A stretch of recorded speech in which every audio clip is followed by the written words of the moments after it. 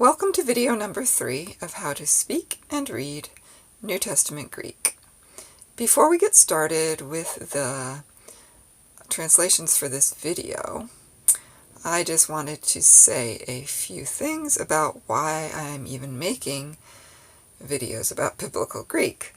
There are two reasons. The first is that I love the Greek language. I think it's just beautiful and fun. And the second is that I love Jesus and have a passion for making the gospel known.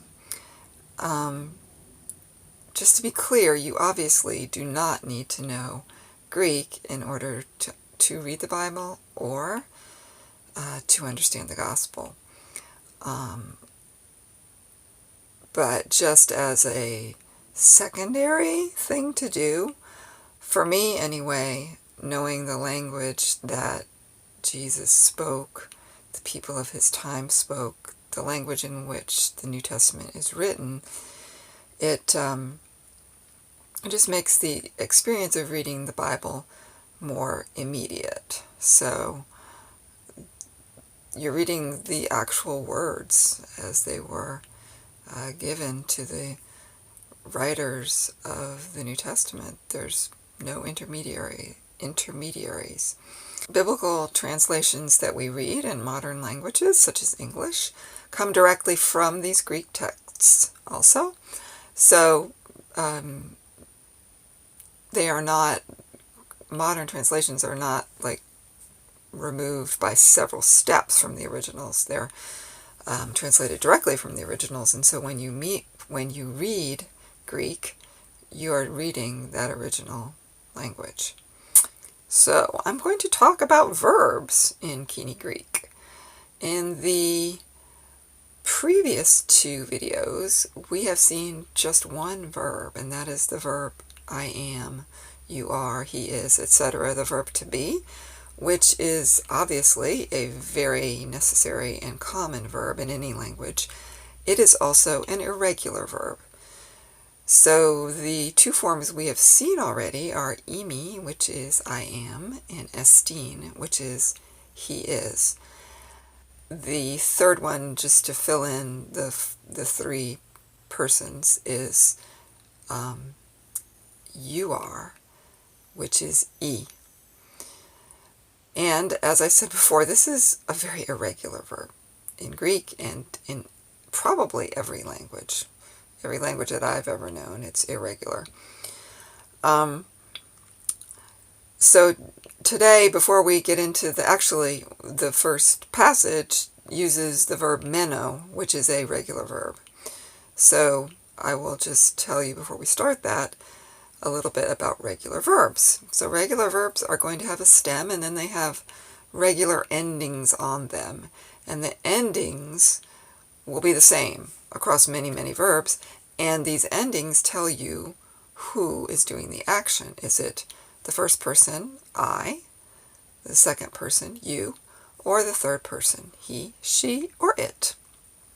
For now, I'm just going to talk about singulars, but you can also have plurals of each person. The plurals would be we, you all, and they. So back to the singulars. We've got μένω, which means I stay, and μένεις, which means you stay, and μένει, which means he stays. As with any other word, when you translate μένω, it can be translated using several related words in English. So μένω can mean I stay, I remain, I live, something along those lines. As we've talked about before, in English you have to have two words, I and then stay. For example, in Greek you just need the single word. The ending on that word, that verb, indicates if it's I, you, or he, etc. So the regular endings all by themselves are o, is, and e for I, you, and he, respectively. I'm going to give you another verb with these regular endings just because it's going to come up in the next passages that we look at. And that verb is also very common. It is to have, or in Greek, when you look up a word, you would look it up in the first person. So if you're looking up to stay, it will come out as μένω, which is I stay. And if you're looking up to have, it will come up in the dictionary as έχω, which means I have. Notice the same exact ending as on μένω. So for the verb to have, the three persons in the singular are έχω, έχεις, and έχει. That's I have, you have, and he has. So now we're going to move on to a very, very simple two-word sentence which uses this verb μένω, and it is from John 1:38, where the disciples ask Jesus, "Where are you staying?" This passage in the original Greek is που μένεις. We saw already that μένεις means you stay, and που means where. The semicolon is a question mark in Greek. And just by the way, μένω, that verb is the exact same verb in modern Greek, meaning the same thing. And then in John 1:39, if we go down a little further, it reads, είδαν που μένει. And for now I'm just going to tell you, είδαν means they saw, and then we have που μένει, where he is staying. So we just learned that μένει with the e epsilon iota ending means he stays. So we have where he is staying. In English this sounds a little odd. They saw where he is staying. I'm going to talk about this later in more detail, but for now, that was just a way that the Greeks wrote to make what they were describing more vivid. They would put, even though it would be related as though it had already happened in the past, they put the verbs in the present to make it more vivid. So even though it's a present tense verb, it is translated into the English as a past verb. So the sentence in English reads, they saw where he was staying. Another verb with regular endings in the present tense is the verb λέγω, which means I say. So the first, those three persons in the singular form for λέγω are, as you might have guessed, λέγω, λέεις, and λέει. The next passage that we are going to look at comes from John 6:47, and it reads, αμήν, αμήν, λέγω ημίν, ο πιστεύων έχει ζωήν αιώνιον. So, αμήν, beginning at the beginning, means truly. So we have amήν, amήν, which you see a lot in the New Testament. A lot of times, actually, Jesus will start sentences with truly, truly, I say to you. And that's what the rest of this means. So, λέγω, as I mentioned earlier in the video, λέγω means I say. And the O here is the same as the O at the end of μένω. It just means I. So I say. And ημίν is to you. It is a form of the word, the pronoun you. So there is no extra separate word to. The to here, the meaning of to, is in the form of you. So we have different forms of you, and this is a you plural. So not you like one person, but a you, I say to you, a group of you. And if it was like you, a group of you are speaking, or you, a group of you are living, it would be a different form of this word. It would be a different case, is what linguists say. But here it is what's called the dative case, so it means to you. It's in English, I guess, an indirect object would be a way to think about this. So he's saying, it's not the thing that he's saying, but he's saying it, something, and he's saying it to you. So the to here, again, is not another word. We understand to you just from this form of you. I am not going to explain more about that right now, but if you know other languages, I'm sure you will understand kind of what I'm saying. So, lego imin means I say to you all. O πιστεύων έχει ζωήν αιώνιον.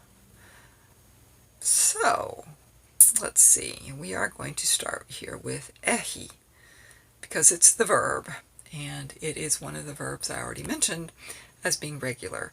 So echo is I have, ehi, thinking back to μένει. I'll give you a second. What do you think that echi means? So you probably remember μένει means he stays, so echi means he has. So echi is he has. Who has? The subject of the sentence here is o πιστεύων. This is not just a regular noun, unfortunately. It's not like the man has. It is o πιστεύων, translates as the believing one, or he who believes. And πιστεύων is actually formed from a verb. It's a participle. It's a verb that's made into a noun, essentially. I'm having a hard time thinking of an exact parallel in English. We do form participles in English. So, for example, the present participle of the verb to run is running. And if we're looking at the verb in English, believe, the present participle is believing, but we don't necessarily use those as nouns. So,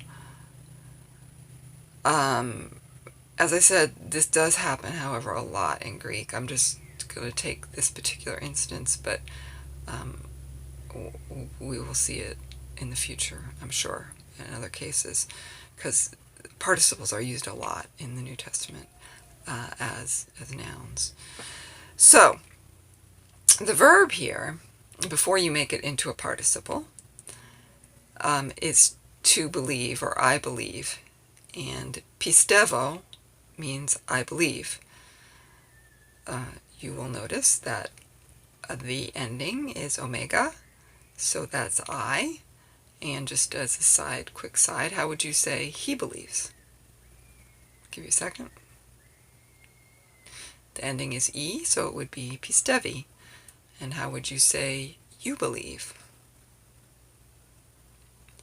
So the ending is is, it would be πιστεύεις. However, here, unfortunately, we are forming a participle, and the ending on this particular instance of the word is on, omega, ni. And in addition, we have the definite article in front of it, so the exact translation is something like the one who believes, the believing one. And let me say, first of all, if you see that ending on a word, own, it's probably a present participle. And the way the present participle is formed is you take the verb, in this case πιστεύω, you take off the ending, the omega, and then, or whatever the ending is, and then you add own, which, or something else, but own, the omega ni, is the nominative, singular, and masculine ending. So let's break that down a little bit. It means it's the ending if the participle is going to be the subject, that's nominative, if it's a singular subject, and if it's a masculine subject. And in this case, it's kind of a general. So for people, when we speak in a general sense, it's by default just as if it were a he. We do that in English as well. I mean, obviously there's some political controversy about how we do this, but in the historical use of English, if someone were to say, if a person doesn't eat, he gets hungry.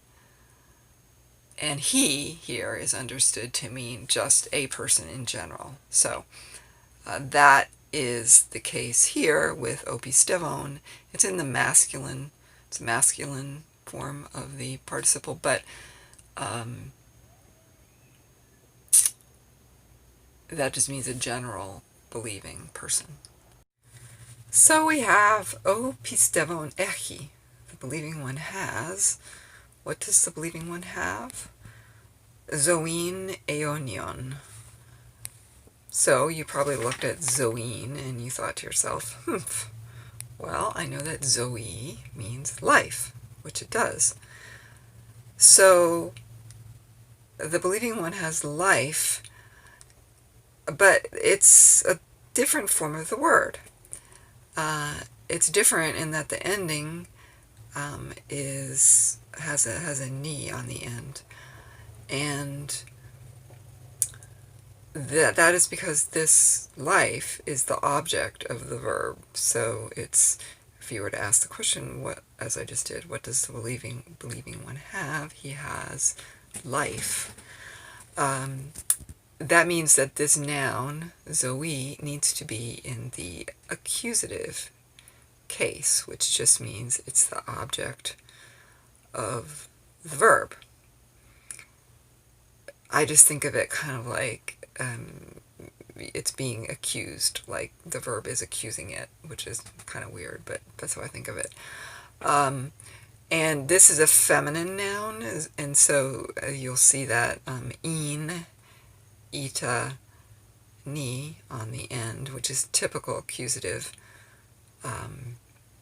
ending for a feminine noun. Now, people out there who know a bunch of Greek are going to cringe, because typical, I probably should have specified what class, etc. I don't really know. So that just brings up this general point that I'm not making these videos necessarily to be super specific and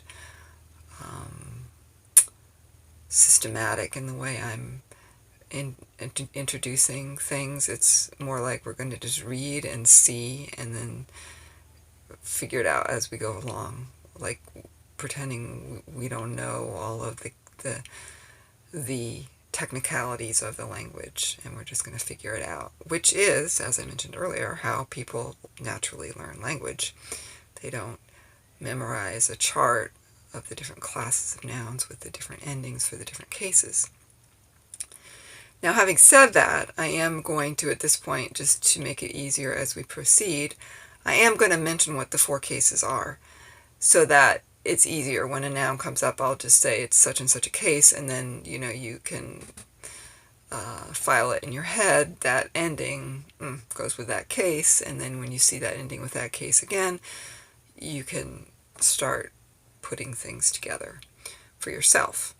So, the 4 cases for nouns, and this is true in many, many languages, not just Greek, are the nominative case, which is the case when the noun is the subject.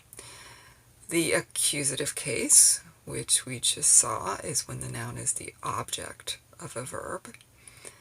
The dative case, which we saw in passing on the pronoun you, when Jesus was I say to you, that we saw the dative case. So the dative case is when the noun is usually an indirect object. Again, not always, but usually. So it's what we would call an indirect object in English. So an example, if you give a ball to the boy, if that were in Greek or many other languages, the boy would need to be in the dative case because the ball is the direct object, that's in the accusative case, and then to the boy is the indirect object, and that's in the dative case. Again, we don't need in Greek the extra word to, and sometimes we don't even in English. You could say, I gave the boy the ball, and still you would understand that to mean you gave the ball to the boy. So that's 3. We've got nominative, accusative, dative, and then the final one is the genitive. And many languages, again, have this case. English does it differently. We have a word of, or I guess you could call it an ending when it's like apostrophe S, but it means it belongs to. So I'm not going to say more about that now, except that it's possession, essentially. So if the noun is possessed by something else, it would have a genitive ending on it. So zoin here is just zoe in the accusative case because it has to be. So the believing one has life, but not just any life. There is an adjective following life, and that adjective is aionios. Aionios is the kind of default form of the adjective, the masculine singular. But in this case, we have aionion because, like the noun, the adjective also needs to be in the accusative case. And so we have the same ni ending on here, which just is aionios in the accusative form. Before we move on, just to recap, the sentence we just translated means, truly, truly, I say to you, he who believes has eternal life. And before we go to the next sentence, a little more information on the adjective aionios. Aionios is formed from an underlying Greek noun, which is aeon. Aeon means an age or an eternity. So if you add ios to that noun, you get the adjective. We have borrowed this word aeon into English. We have the English word eon, spelled E-O-N or A-E-O-N, which the latter spelling reflects the Greek etymology. And it also means an age or a really, really long time. It certainly has that connotation of a long time in English. The next sentence, the very next sentence, is John 6:48, and it reads, Ego imi o artos tis zois. We have seen, well, with one exception, we've seen all the words in this sentence. So artos means bread, and o is the article the. So just give you a second to look at that, and you can probably figure it out.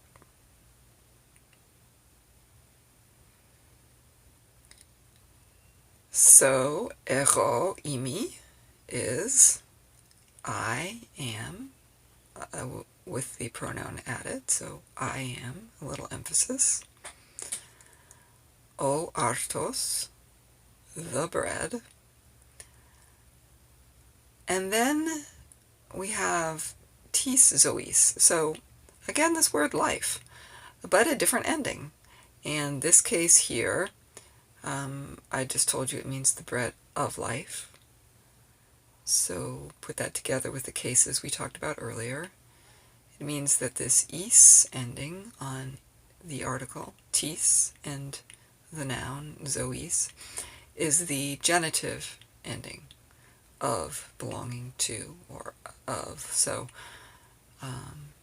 ego imi o artos tis zois, I am the bread of life. That is the end of this video number 3. I hope it was not too overwhelming. I'm just going to continue in the next videos to go through simpler sentences and explain everything as we go. Hopefully on your own you've had a chance to look at some language transfer modern Greek and perhaps look at a grammar of Koine Greek or I know I just mentioned in this video, but you can also look at the Mango Languages Koine lessons. So thank you for watching, and goodbye.